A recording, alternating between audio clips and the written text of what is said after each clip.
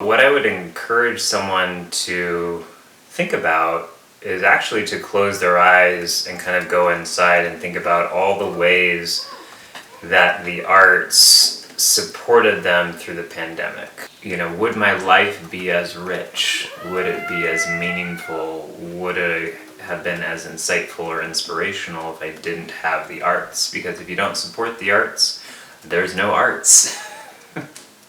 And I can't really imagine a life without that, because I think it's inherent in being a human being to create.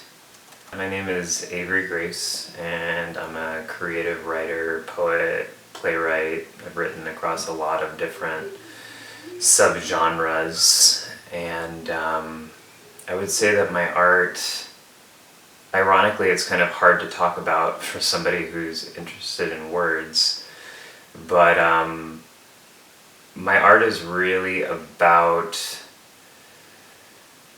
it's about telling the stories that are like untold. My inspiration is just life. I mean,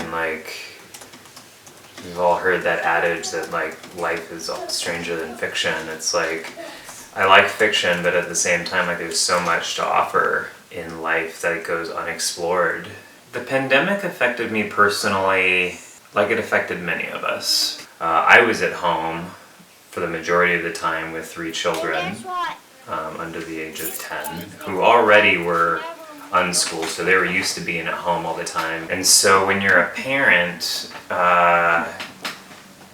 you have to find some kind of balance between attending to your own needs as well as the needs of those that you're responsible for. And that's a really thin line that moves around a lot. I didn't necessarily have the space, the energy, the inspiration to be creative. And in terms of creative industries, even though people were consuming more things, they weren't necessarily publishing more, or live theater was closed, all of this stuff. So I couldn't actually financially rely on my artistic talents to make money for our family. Even though it looks like it, I actually don't have a separate space or a lot of extra time to do my work. So if I was to receive relief money, what that would go to would be, childcare, because right now my work is either at home or at a park or, at the pool when the kids are, at the pool in the summer. And that would be deeply valuable to me.